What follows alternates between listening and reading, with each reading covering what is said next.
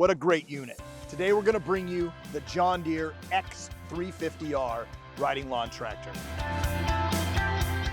Let's talk about that welded heavy-duty frame that the X350 is built on. Phenomenal frame is definitely the foundation. Mated to that frame, you've got the 21.5 horsepower Kawasaki engine. You've got easy maintenance points to include the ability to open and close the oil flow on the side without tools. So I can drain my oil with a toolless twist.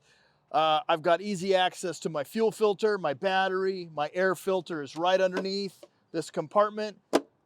I've got all of my maintenance instructions right there, easily found on the hood. That design that we have come to know and love, that John Deere signature side streak with the John Deere logo on it. So this is the biggest change that we're gonna start to see, is the deck and obviously this bagging system that's on it. But that deck is an 11 gauge steel deck. That is actually a thicker deck than what's on a regular X350. It's got obviously some welded in reinforcements on the side, but the big thing to notice is there is no chute on this side and there is no chute on the other side. So this is a rear discharge, a mulching deck, and a rear bagging deck. So it's all three of those decks in one. And the other thing that makes this really interesting is that both of those blades are working opposing. So normally our blades all go the same way, so you get a great side discharge. Well, these blades work opposing, so it pushes the material up a center chute into this bagging system.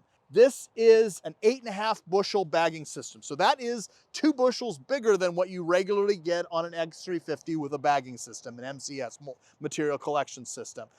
And the big feature, dump from seat. So all I have to do is roll back up into my pile and I dump from my seat. Let's talk about the dash panel up here. Dash panel is pretty much the same as a regular X350. The one thing that you will not see is a fuel gauge. You do have a fuel light, an indicator. If you have your fuel level low, that will project up here, but there is not an actual fuel gauge in it. And the reason that is because the fuel tank is different because of how this bagging system actually incorporates into the frame of the unit. So it's only a 2-gallon fuel system in this as opposed to the 3.3 gallons that you're seeing in a regular X350. So a little less fuel capacity, but you do get that fuel indicator when you're low on here. You do have cruise control. You've got that integrated park brake. You've got the ability to raise and lower the deck all the way from 1 inch to 4 inches in 1/4 inch increments. That should sound very familiar to the rest of our lineup.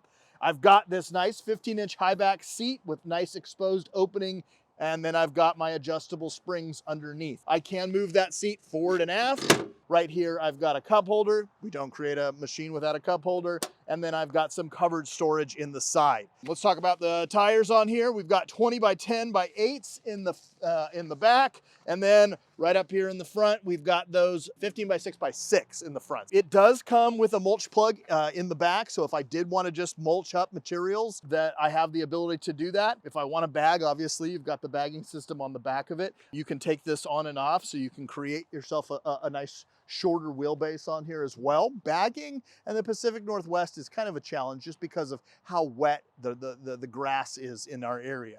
And I will tell you that whenever you're bagging material, you want the material to be as dry as possible so it doesn't clog up the chutes. And again, because the chute drives straight up the middle of this deck, it's a little harder to unclog. It's not insurmountable by any means, but it is a little harder to unclog. Whereas if I had clogged my tube up on the side of my material collection system, I could just push that out. But you know what? If you've got an area that you've got to reach and you've got to get into and you need to bag, there is not a machine out here that's narrower than this machine. 42-inch deck width, you're probably sicking out about a 1/2 inch on each side of that because that's cut width.